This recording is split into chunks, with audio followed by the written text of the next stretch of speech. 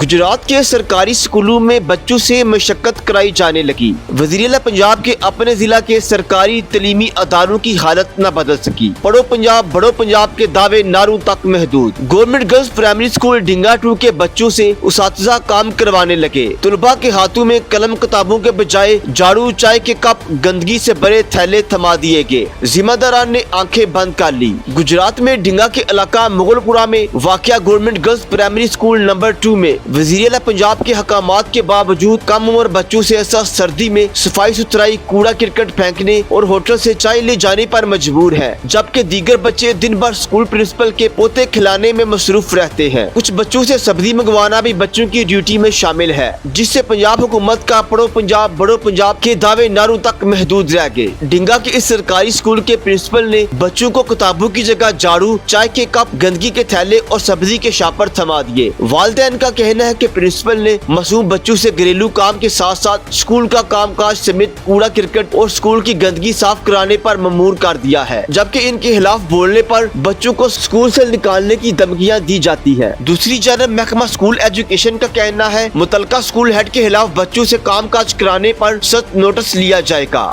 Report Faisal Sheikh, HD news Khariyan.